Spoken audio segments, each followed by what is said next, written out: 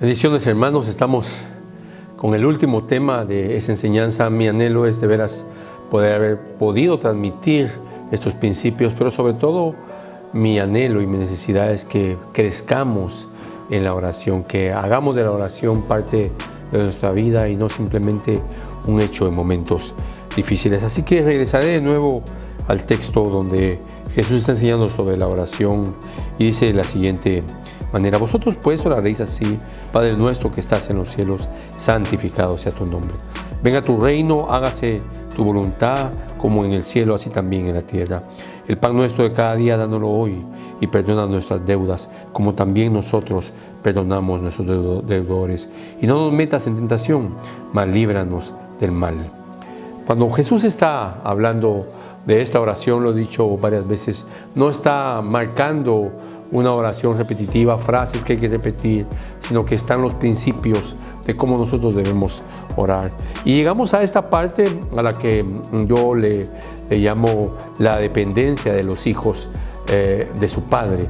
Es decir, aquí hay tres peticiones que vamos a analizar. Una es: danos hoy el pan nuestro de cada día. La otra es: perdona nuestras deudas, así como nosotros hemos perdonado a nuestros deudores. Y la otra es: no nos metas en tentación. Es una petición con inciso A y B. No nos metas en tentación, mas líbranos del mal. Aquí vemos de nuevo oraciones que glorifican al Padre. ¿Por qué? Porque el penitente, el Hijo, los hijos de Dios están dependiendo totalmente del Señor. Si nosotros estamos acostumbrados, y creo que esa es la parte que más nos gusta, porque estamos acostumbrados a estar pidiendo y pidiendo en nuestras oraciones. Cuando ustedes lean las epístolas, todas las epístolas, no solo las de Pablo, también las de Pedro y las de Juan, van a encontrar que en la mayoría, si no es que todas las oraciones, siempre comienza con acciones de gracias. Pero volviendo entonces a esto, hay una necesidad del penitente de pedir la provisión, una dependencia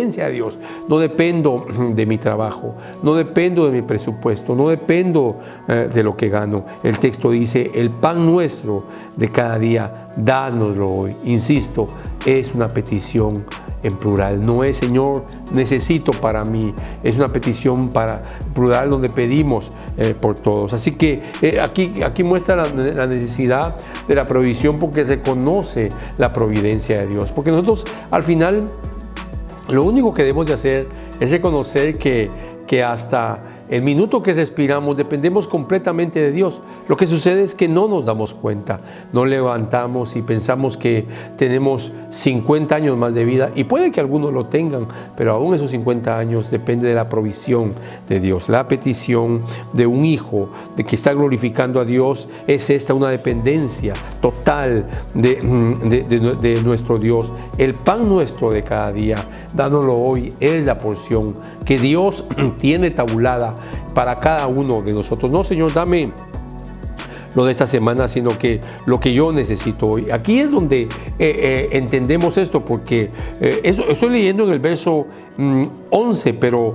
14 versos después, Jesús dice claramente: por tanto os digo, no os afanéis por vuestra vida, por qué habéis de comer o qué habéis de beber, ni por vuestro cuerpo, qué habéis de vestir. ¿No es la vida más que el alimento y el cuerpo más que el vestido? Y Jesús hace una reflexión: mirad las aves del cielo, que no siembran ni ciegan, ni recogen en graneros, y vuestro Padre Celestial las alimenta. Y luego hace una pregunta retórica que solo tiene una respuesta: ¿no valéis vosotros mucho más que ellas? Es decir, si Dios alimenta a toda su creación, y delante de Dios el hombre tiene más valor que toda la creación, ¿por qué estaremos preocupados por el día de mañana?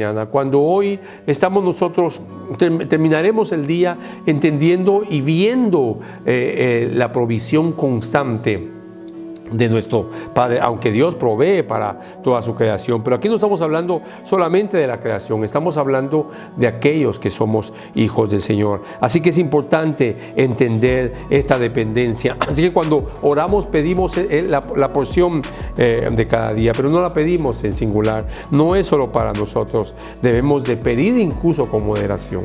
Y eso es muy importante, porque nosotros, como lo explica el apóstol Pablo, desierto. Los que recogieron muchos en el desierto, mucho maná, no tuvieron más, y los que recogieron poco tuvieron lo necesario. Así que no es por recoger mucho ni por recoger poco, es Dios el que está proveyendo de todo esto. Así que no nos olvidemos siempre de esto, de glorificar a Dios en nuestra oración. La otra necesidad es la necesidad de ser perdonados. Y por eso la oración es hermosa. Y por eso es importante orar todos los días. Y por eso es importante orar constantemente por esto que Jesús dice a continuación. Y perdona nuestras deudas o nuestros pecados. Lucas dice perdona nuestros pecados. Mateo dice perdona nuestras deudas.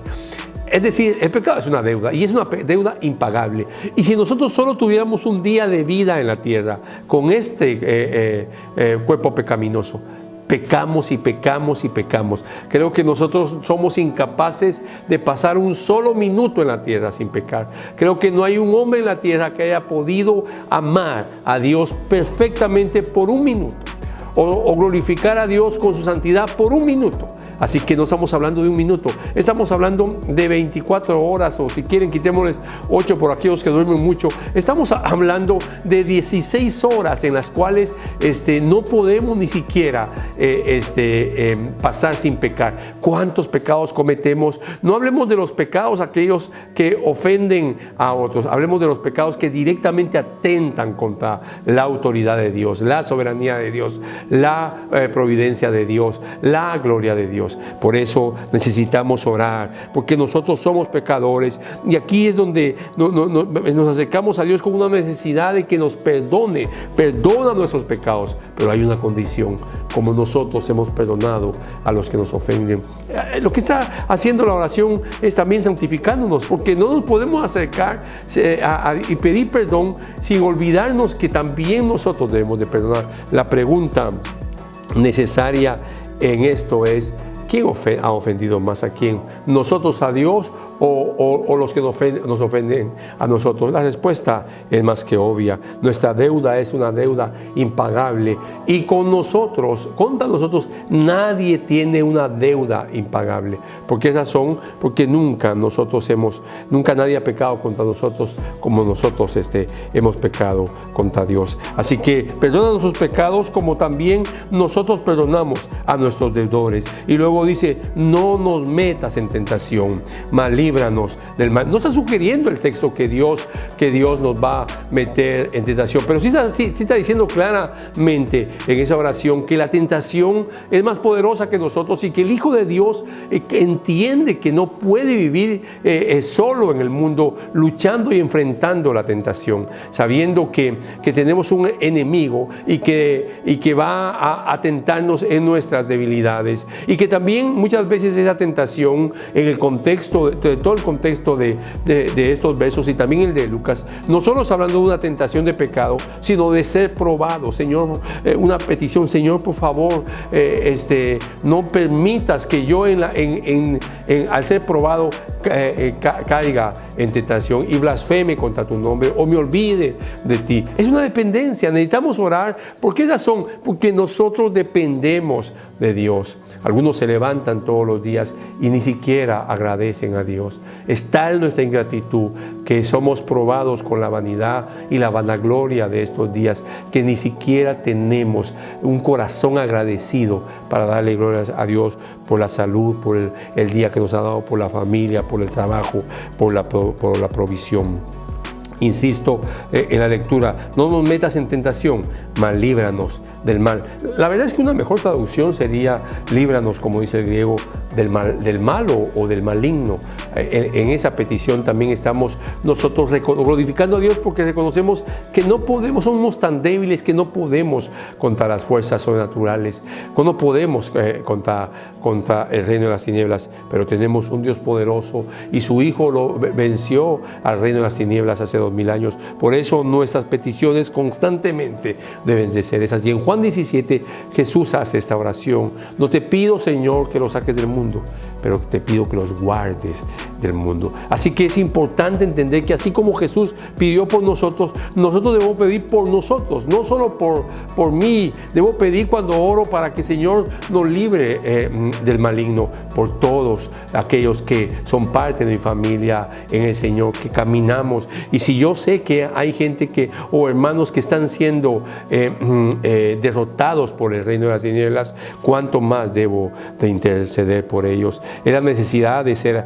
ayudados. La oración nos lleva a eso, nos lleva a entender la necesidad que tenemos de una dependencia de Dios y de su palabra. Pero no te olvides de esto con lo que comenzamos, aquel discípulo que le dice al Señor, enséñanos a orar. Esto tendrás que verlo varias veces para entender posiblemente todo lo que estamos diciendo y empezar a pedirle al Señor. Y recuérdate, no se trata, insisto, de sentarse o arrodillarse o pararse y decir, Padre nuestro que estás en el cielo, santificado sea tu nombre. Venga tu reino y hágase tu voluntad, así como es en el cielo, sea hecha en la tierra. El pan nuestro de cada día, dánoslo hoy. Y perdona nuestras deudas como nosotros hemos perdonado a nuestros deudores. No nos dejes, no nos metas en tentación y líbranos del maligno. No se trata de hacer eso, se trata de entender los principios que hay en la oración. Yo anhelo y espero, amados hermanos, que ustedes empiecen a decirle al Señor todos los días